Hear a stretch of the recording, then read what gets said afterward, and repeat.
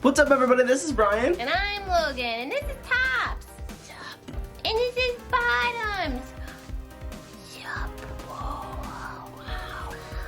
And we're Crush Cards. Hi, team. Happy Wednesday. So this is one of those like random fan favorite decks. A lot of you guys have been asking for an updated version of this, being one of my favorite decks as well, and having the new camera, this being the first deck profile that we ever put up on the channel. It's only fitting that with the new camera, we just give it a brand new shot. Yeah, this was the first profile we ever did, so if you want to really dig back in the archives and find that profile with an atrocious thumbnail, it's there.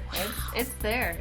It's scary. This is a really cool beginner's deck. It got me back into Yu-Gi-Oh! You can just pick up 3 structure decks and it helps you learn the mechanics of the game, how the deck functions, and just Yu-Gi-Oh! In general. So I really have a soft spot in my heart for this deck. Probably my all-time favorite deck. And as I said, though this is a structure deck, this is not a structure deck build. This is trying to make the deck as competitive as possible without being a combo deck. This is just like a pure Lair of Darkness build, but there are some expensive cards in this, so when we go through that, we will just throw some budget alternatives up on the screen instead. But before we get into the profile, all we ask is that you guys subscribe to the channel and turn on notifications so that then you can be part of this big beautiful family and see videos as soon as we put them up. It's really cool and important. Also, we have an Instagram. It's at CrushCardsYDO. We're on there all the time. It's Instagram. We post, we do stories, we answer messages. We love it. And then we have a super wholesome Discord community. It's really wonderful. We do literally everything. Talk about anime. We have a book club. We Photoshop tops onto everything and bottoms and stops and middles. It's a whole adventure in the Discord, so feel free to come join us. And then if you want to further support the channel, we have a Patreon. Totally not obligated, but that's where we post all of the side decks, other exclusive content, and then, you know, there's merch and really great benefits that I think are the best in the Yu-Gi-Oh! Community, personally. And if you are a Patreon member of the higher tiers, you get a direct access in our Discord to Tops' secret layer. Oh, darkness. And the Tops Cool Pack Club. But if not, it's totally okay. I'm just glad you're here to watch this with us. So, you know what? Let's just get in on this little dark adventure that we're going on. Into the lair of darkness. Starting off, we are playing double copies of the deck's main deck boss monster, Darkest Diablos, Lord of the Lair, or as everyone just knows him as Diablos. This card is probably like the 3rd best boss monster ever printed out of a structure deck. This card means that your opponent cannot tribute this face-up monster on the field, which is really cool because like your opponent can't kaiju it, you can't sphere mode this card. And then the best part about this card is that it cannot be targeted with your opponent's card effects. Really hard to get over this 3K beater. Can't be targeted, can't be tributed. Diablos is a pain in the butt once he's on the field. And he also has 2 separate effects. One of which is that you can tribute a dark monster. Your opponent places 1 card from their hand on either the top or the bottom of their deck. So you basically get to rip a card out of your opponent's hand. They choose it, but like it's still really awesome because you get to rip an entire card out of your opponent's hand. And for any of you guys who do not know, Lair of Darkness is a deck that makes every monster on the field dark, and the field spell allows you to tribute your opponent's monsters if you were to tribute anything for cost. So for Diablos, not only can you tribute your opponent's monster to get it off the field, you can also rip a card out of their hand. Wow. That's scary. The other effect is that if a dark monster you control is tributed except during the damage step, you can special summon this card from your graveyard if it was there, or from your hand if not. So this card literally just special summons itself for free by tributing a dark monster you control. Wow. Big, scary, beefy boy. When this deck came out, this was probably like my favorite card of all time. And like, if you just look at the artwork, I mean, this art is insane. There's a lot going on there. Yeah, this card is really good. Konami really likes to make boss monsters as complicated looking as possible. Looking at you, Doom King, Conductor, Diablos, all structure decks. So all the structure deck monsters. They're like, yeah, let's just throw everything on there. And then next, we are playing triple copies of Arima the Wicked Warden. He looks like a blue Entei. But Arima is awesome because Arima has 2 effects. You can discard this card and then add Lair of Darkness, which is just your field spell, directly from your deck to your hand. He's a free terraforming. Yeah, this is like your 4th copy of terraforming. Or you can tribute 1 dark monster and draw a card, which is like really cool because you contribute your opponent's card to draw a card, so you go +1, they go -1. Really good. Or if it was a dark monster that was tributed other than this card, you can basically just add Diablos directly from your deck to your hand. So if you tribute your opponent's monster, you get to add Diablos for free. That's crazy. It's really strong. Like, this card is insane in the deck because it just offers you such utility, and it's your normal summonable 1700 beat stick. Like, I love how all of these monsters are huge. He's a big good boy. Rough. Oh, he's so mad. hand, but He is really mad. got like a third eye. Look at you, bud. The art is just so lovely on these cards. I really enjoy the art of these cards. Lair has really nice design and like, I don't know, it just really hits my emo soul. And then for the best card in the deck. Oh, everyone's best girl. Yeah, I Hey, mean, she's Lily. on the playmat, but like Lilith, this card is ridiculous. Lilith has a quick effect to tribute one dark monster and then reveal 3 normal traps from your deck, and then your opponent randomly chooses one for you to set directly to your field. And then like the rest of them go back into the deck. It's not even like the rest of them go to the graveyard. Like, yeah, put them back. You can reveal 3 of the same exact name. Lilith is insane. The only downside to Lilith is if you normal summon her, her 2,000 attack becomes 1,000 attack. So not a huge deal, but like Lilith is insane. This card is really, really good. This is a trap-based deck. Lilith is your 6th copy of Trap Trick in the deck, and once again, tributes for cost, so you can just tribute your opponent's stuff to set traps. It's really, really good. I would also just like to say she's a really good utility card in a lot of decks. Like, you know, you play her in Paleo, you play her in other decks. Mystic Mine. I was playing her in Mystic Mine, Any yeah. trap deck or any deck that sets traps, she's a wonderful utility card. So she's not strictly a Lair of Darkness card, which is really just makes her all the more strong and lovely. Yeah. And we love Lilith. Hey, girl. Yeah. Best girl.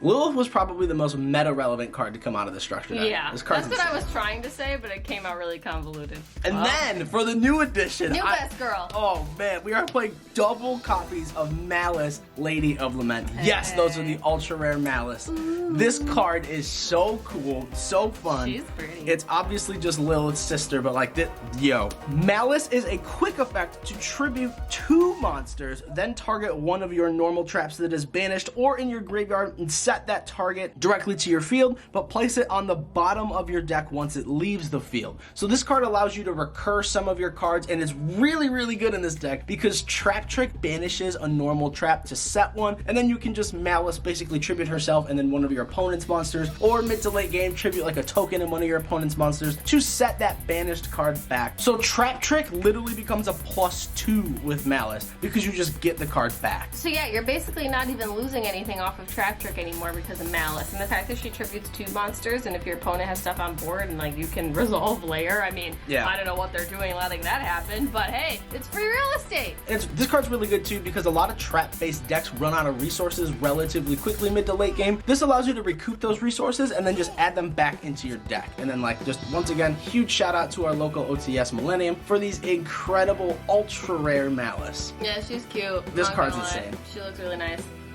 10 out of 10, best girl. We are opting to play the 1 Skarm. This is kind of like a utility card that makes its way in and out of the deck. I have mixed feelings about this card, but Skarm says, as every other Burning Abyss card says, that if you control a monster that is not a Burning Abyss monster, destroy this card. So really cool, it kind of just puts itself in the graveyard, and then you can special summon it if you do have no spells and traps. So it's really cool to like special summon this and then normal summon. This will pop itself, go to the graveyard, and then during the end phase, the reason we play this card is because if this card is in your graveyard because it was sent there this turn, you can add 1 level 3 Dark Fiend type monster from your deck to your hand. So Skarm literally allows you to search either Lilith or Malice in the end phase. It's really, really good. So being like a 2000 defense, you can just set this card, and then if your opponent attacks into it during the end phase, you get to search your normal summon for the next turn. Like, it's really, really good. This card's really good utility in the deck.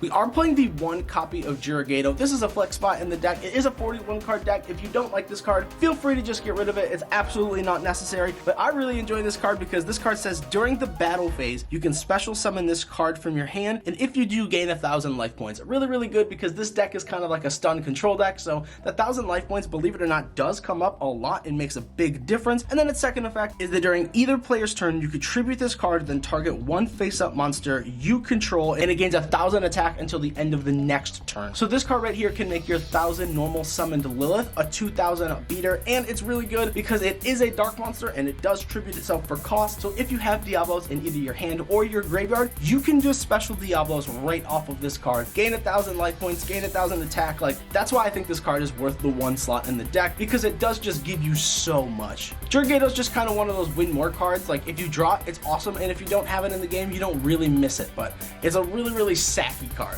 And then we are playing 2 copies of Jet Synchron. This could realistically just be any level 1 tuner. Jet Synchron is just the best one right now because it gets itself back from the graveyard. Doesn't really have to be Jet. Once again, can be any level 1 tuner, but we'll get into why we're playing this card once we get into the extra deck. It's not a dark. I'm sure there's other dark tuners, but like this deck really just took a big hit when they hit cards like Destrudo and Blackwing Steam the Cloak because most of them were dark tuners. You could play like Dark Strike Fighter in the extra deck, but now you can't make that anymore. Steam the Cloak was a really good tribute from the graveyard, so in order to get some synchro plays and just add a little bit more competitiveness to this deck, it can be any level 1 tuner, but we are choosing to play 2 Jet Synchron because it can get itself back from the graveyard via its own effect. And then we are playing 4 copies of Lair of Darkness because we are playing the 3 actual Lair and then the 1 terraforming. This is the heart and soul of the deck. Lair of Darkness says that all face-up monsters on the field become dark, so that's yours and your opponent's, and then once per turn, if you attribute a monster you control to activate a card effect, you contribute 1 dark monster your opponent controls even though you do not control it. So this card right here allows you to tribute all of your opponent's cards just to activate cards like Lilith or Malice, Diablos, Arima, any of your cards that tribute for cost. Lair allows you to tribute your opponent's stuff to go +1. And then once per turn during the end phase, special summon as many torment tokens to the turn player's field in defense position up to the number of monsters that were tributed that turn. So basically that's a lot of words, but if you tribute a card on your turn, you get a token. If you tribute a card on your opponent's turn, your opponent gets a token. Lair is such an insane card in this deck.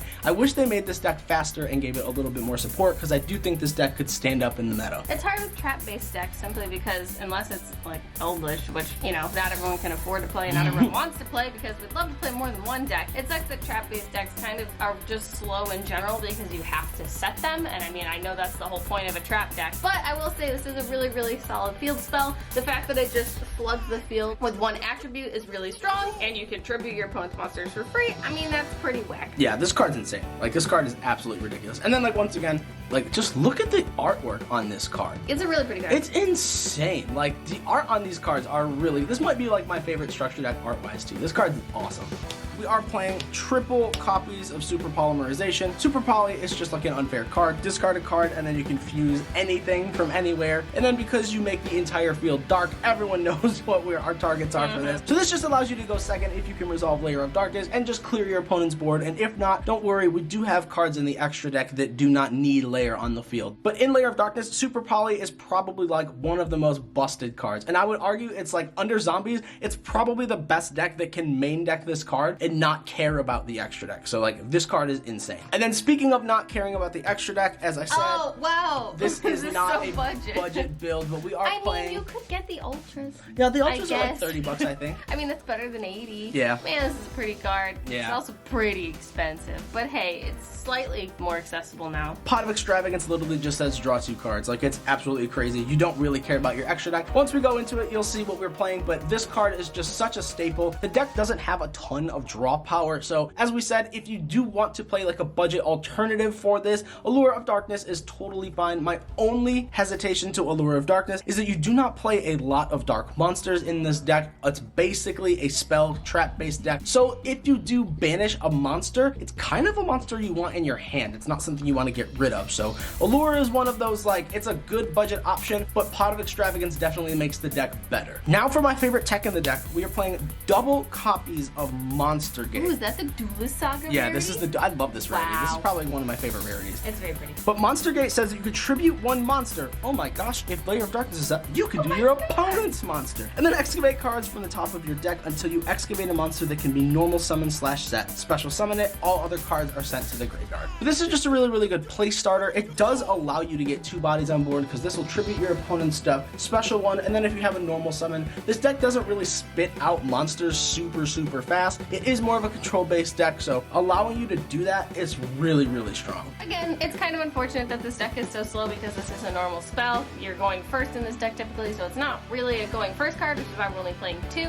And then we are opting to play the 1 copy of Foolish Burial. Shout out to Konami for finally giving us the Lost Art. Woo! This card is gorgeous. That looks really I nice. love this version. This is probably my favorite card of all time. It allows you to basically just send one monster from your deck to your graveyard. You can send your Diablos or you can send your Skarm. It doesn't matter. It allows you to search Lilith during the end phase, or it just allows you to get Diablos into the graveyard so that you can just tribute stuff to get them out for free. It's basically just like your third copy of Diablos and then your second copy of Skarm. This card was really, really good when Destrudo and Blackwing Steam the Cloak were still around, but like you still play this card because it's still such gas. Then moving off into our traps, we are playing triple copies of Trap Trick. This card is just ridiculous. Banish any normal trap from your deck and then set it, and then you can activate it that turn. Just can't activate any other traps for the rest of the turn, but like that's totally fine. Trap Trick is just absolutely bonkers in this deck, and you play Lilith, so like you're realistically playing 6 copies of this card. And then we are playing triple copies of Back to the Front. Back to the Front just allows you, it's basically just Monster Reborn the Trap, and because you're playing Lilith and Trap Trick, you're playing 9 copies of this, so it's really, really good. Back to the Front is really good because like if you tribute Lilith on your turn to search a trap, you can Back to the Front Lilith back on your opponent's turn, and then still, because Lilith is a quick effect, activate Lilith again, and like hopefully Lair of Darkness is on field. You can tribute your opponent's stuff, you got Lilith back, and you got a free trap out of it, so like it's really, really strong. You can also get back your Arima, you can get back whatever you need. Like this card is just such utility, gets you anything, and it's searchable.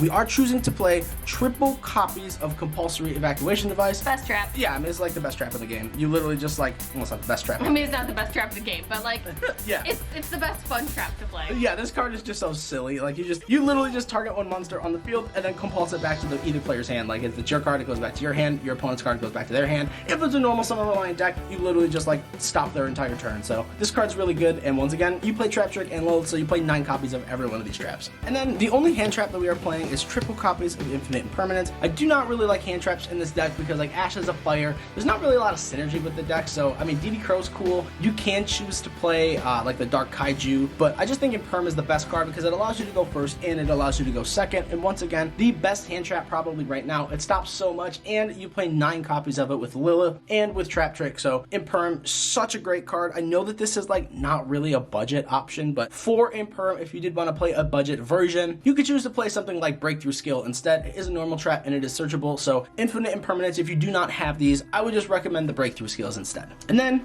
of course, Field Spell is super important in this deck, so we do have to play the 1 Metaverse. Really stinks that this card is at 1 now, because if it was at 2, you could Trap Trick it out, but Rip. It's alright. Metaverse is such a really strong card still. You have to play it in the deck. And then, as I said, this is a 41 card deck. However, we are main decking the 1 copy of Skill Drain. Now, the reason that this card is so good What a move. is the wording. So this card says activate by paying 1,000 life points, and then it says negate the effects of all face-up monsters while they are face-up on the field. That is important because it negates the effects. That does not mean that they cannot still activate. So if you have like a Lilith or an Arima or a Malice or Diablos on field, even though their effects do not resolve, you can still activate them and pay the cost, which is tributing a monster. So with Skill Drain up on the field, even though Lilith will not set 3 traps, Lilith can still clear an opponent's monster by tributing it for cost. So Skill Drain allows you to pay the cost, just doesn't allow you to resolve the effect. Gotta pay the cost, but you're getting lost because Skill Drain's on the field and you're gonna die. I just thought of that, sorry. Whoa, what great card. Moving on to the extra deck, we are choosing to play double copies of Salamangreat Almirage. You don't really need this card, but this card is really, really good because it does allow you to like just get your Skarm in the graveyard and then search Lilith on the end phase. And then it does have some synergy with the deck because it says quick effect, you can tribute this card and then target 1 monster you control. It cannot be destroyed by your opponent's card effects this turn. So mid to late game, if you are able to like get this out somehow, you can literally just tribute this, and because Lair of Darkness is always up on the field, it is dark, it is something you control, so it will tribute Diablos in either the graveyard or in your hand. So really, really good synergy with the deck, allows you to get Skarm, basically searches Lilith, so super, super strong.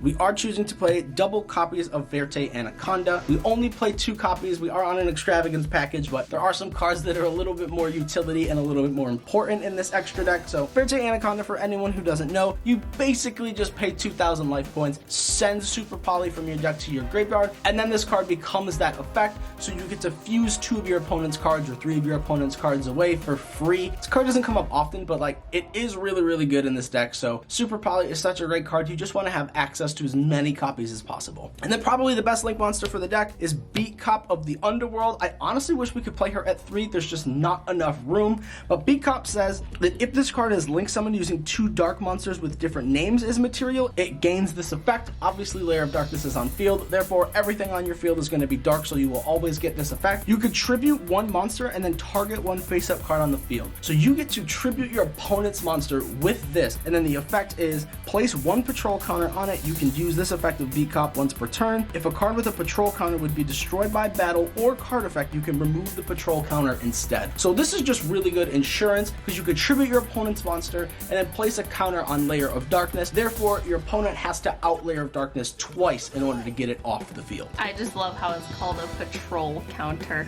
I don't like this is just modern media ingrained in my brain, but I immediately thought of Paw Patrol. Oh my God.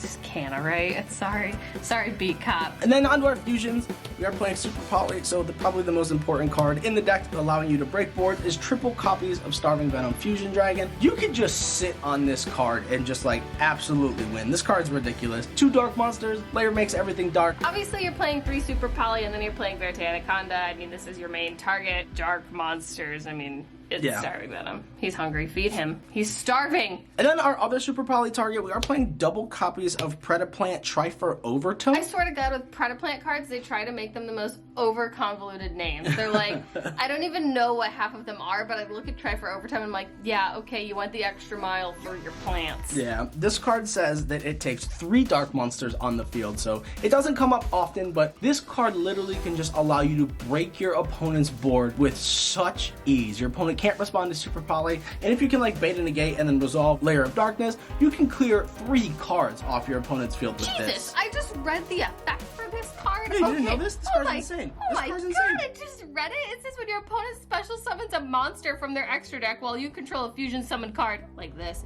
Quick Judgment. effect, you can negate the summon and destroy the monster. That's insane. Yeah, it's Judgment. Oh It's my insane. God, it's a card that's Judgment. Oh my God. It doesn't come up often, which is why we only play 2 of it. Starving Venom, I think, is the only card we play 3 of in this extra deck, but like this card is still such gas in the deck. And then to round off our fusions, we are playing double copies of Mud Dragon of the Swamp. Mud Dragon says it's 2 monsters with the same attribute but different type, so whether you have Lair on field or not, this card is really good because it could be like 2 fire monsters. So like if you're playing a Salad player and you're going second, if they have like a Cybers and like a Fiend, which are both fire, sometimes they're ending on like some weird boards now, you could just activate Super Poly and then get this out. I mean, like this clears some really weird stuff. Or if not, if Lair is on field, this just makes everything dark regardless, so just 2 dark monsters of different types. So really good. If you banish your Starving Venoms or your Trifer Overtones off of Extravagance, you still have this. And then the last card in the extra deck, we are playing double copies of Herald of the Arclight. So this is like the spicy tech I've been trying out online recently, and I really like it because Lair of Darkness, if you guys do not remember, special summons level 3 tokens, and your Jet Synchron is a level 1 tuner. So you can make this so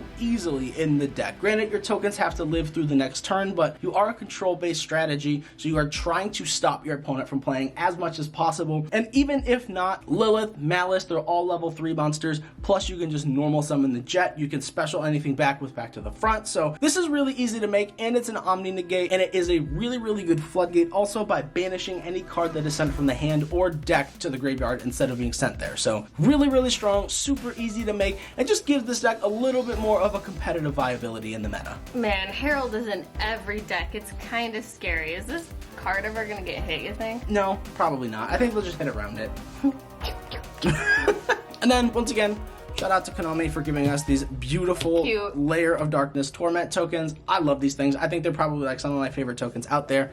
I mean, like, it's literally just like Lair of Darkness. They're like really mean, really like tormenty. Yeah. Wow. Before we get into the combo section, if you are a Patreon member, side deck will be there later on today, but let's get right into a test hand. Woo! I'd just like to take a moment to appreciate this beautiful Lilith mat that I purchased for Brian a while ago because I love him very much and appreciate his tastes for Lilith. And Lair, but sure. It's mostly Lilith, but now it's also Malice. I don't know. But I think this mat is really beautiful. I would argue it's one of the most beautiful mats we own. I think he just likes it because it reminds him of StarCraft. And it's kind of yeah, I do like StarCraft a lot. We have a StarCraft mat too, but. But yeah. And also, it has the crush card virus on it. It's Like, so cool. that's pretty rad. Like, I this is saw like that. the coolest thing we'll have. It's so neat. And it's got lost into. I think this mat's freaking beautiful. Yeah. Comment if you love this mat. I got it on eBay. For anyone who's gonna ask about this mat, I got it on eBay. I love you. Mwah. So does Lilith. Mwah. So while we shuffle, I just want to draw your attention to this really, really awesome custom field center from Cardboard Gaming. Links are in the description box down below. If you do want any custom field centers, feel free to check out the link for Cardboard Gaming. And if you use the discount code CrushCards10, you get 10% off your entire purchase. So it's really hard to like showcase what a deck like this can do, especially being like a trap-based deck. It is very interactive with your opponent. So we're just going to shuffle real quick and then allow our opponent to cut, and then we will see what we can get for our first 5 cards and just kind of demonstrate what a deck like this can do going first. Oh boy, I hope we see Lilith or else this is going to be really awkward. Or a Rima. Or pretty much anything we won't see. Alright, so we're going to see Compulse, Okay. Lair, Okay. Diablos, Lily! Oh my Lily, god. I and- spoke it into existence. Wow! Okay, so this is like God hand right here. This hand is absolutely I did ridiculous. it! You're So, welcome. going first, we're obviously just going to activate our Layer of Darkness, and then we can set 2 cards. We have a Compulse and a Monster Reborn, basically. Wow. We can just normal summon our Lilith, and then pass turn with Diablos in hand. So, basically what's going to happen is our opponent is going to normal summon. We're going to activate Lilith and tribute their card. At this point, it is really, really interesting because we do have, as I said, you have a Compulse and you have a Monster Reborn. So in our deck now, we're basically just going to reveal 3 impermanents, and then our opponent is going to allow us to set 1 directly to our field. It's crazy that she's a quick effect. Yeah, it's like, nuts. This deck's just wild to me. And they can't even ash it. Like, No. it's so bananas. Lilith is so good. Lilith 2020. And now we will just basically, they're going to end their turn, and then at the end phase, they will get a token, which is totally fine. We will draw for our turn. Oh, that's 2 cards. Oh Ooh, we'll see Extrav. So we'll enter our main phase. Wow. Activate Extrav. What a gift. We're going to remove our tokens over here. Yay. We're going to shuffle up. Shout out to Jane, by the way. Jane is one of our awesome subscribers Oh, we love Jane. from Korea. We will put her YouTube channel up right now on the screen. It's Ultimate OCG. She just started her channel. She uploads pretty consistently and she's trying to get started. So if you want to follow Jane, she's amazing and we love her. Jane sent us these incredible bougie Kaiba Corp sleeves. So opponent, would you like to pick 6 out of here? Sure. Yeah, that one. Yeah, this is how they do it in Yu-Gi-Oh! They just fan them out like that. They're like, yeah, opponent, just take my 4, 5, 6. 6. Awesome. What did Let's we see lose? what I took. Try for this. Oh, cool. Wow. Sorry, you lost your Herald's button. That's okay. It's not a big deal. Bye, Herald. Because we don't have access to Jet. So we're going to draw 2. Trap Trick. And back to the front. Alright, so how I would play this out now is I would activate Lilith's effect, tributing herself now for cost, which would trigger Diablos in hand, and then Lilith will resolve. You can reveal any 3 traps. It doesn't matter. We actually have all of our traps right now, so like we'll just set a random one. It doesn't matter. Like just this card is just a blank. And now we can activate back to the front to bring Lilith back so that we have access to tributing our opponent's stuff on their turn again. Wow. We still have another copy of Back to the Front and a Trap Trick. We will just set these 2 cards. So after we set this, we have a whole back row, and now we can activate Diablos' effect to tribute the token that we gave to our opponent to rip a card out of their hand. So Layer of Darkness only allows you to tribute your opponent's stuff once per turn, but because we activated Lilith to tribute herself, we can still activate Diablos to tribute our opponent's stuff, rip a card out of their hand. Now we can enter battle phase, punch for 3,000, and then at the end phase, we will get 2 Torment tokens because we tributed Lilith, and then we tributed off of Diablos. So this is our board at the end of turn 2.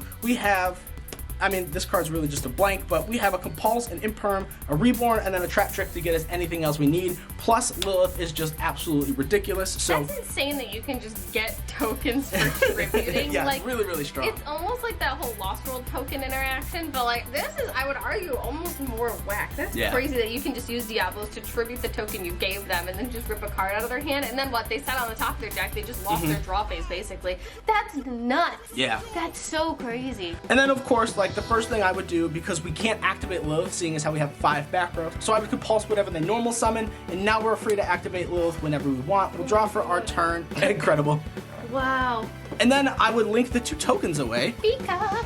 into a beat cop, and then beat cop basically will just place this by tributing. Like, it's ridiculous. Like, this deck just snowballs. It's really, really fun. It's not a meta deck. It's a little slow, as you guys can see. Like, this is basically turn 3 to get to this state, but it's such a fun deck. Like, but if you open well enough, I mean, you can definitely do fine. Like, opening Compulsion and Perm is never bad. Never. And like, even if you don't open Lair and Lilith, like, you still are playing a back row deck. So like, playing 2 interruptions, 3 interruptions via the back row is still really strong. And you could have seen a Rima instead of Diablos and still had basically the same like overall end board. Or you could have seen a Rima and not seen Lair and had the same end board. Like, a Rima basically fits as either of these cards. So yeah. But that is our updated Lair of Darkness deck profile. We hope you guys really, really enjoy it. This is, as I said, my favorite deck. It got me back into the game. It helped me learn the game, and it's definitely, it's always gonna have a soft spot in my heart. So while it's not like tier 1 or tier 2 or much of anything, it's still a really fun rogue deck to play. It's a fantastic structure deck build that you can get into just to learn the mechanics of the game. I think it's super strong for a control mini combo deck. I think it's awesome. Like, I don't know. Yeah, this deck is so fun. But thank you so much, guys. If you are already not a subscriber, feel free to go down and hit the subscribe button and turn on the notification bell so you get notified every time we upload videos. It really helps us out a lot. And if your build's a little different than ours, let us know what you're playing in your build. We love to read the comments and we always respond, so let us know. We wanna talk to you about decks. But thank you so much for watching this video, guys. We're so happy you came and joined us. Again, let us know how the new camera's working out. It's a lot of fun. We're having a good time with it. So we'll see you guys tomorrow. I hope you have a wonderful Wednesday, you little angel baby flowers. We love you. You matter, and our boys are gonna come say bye.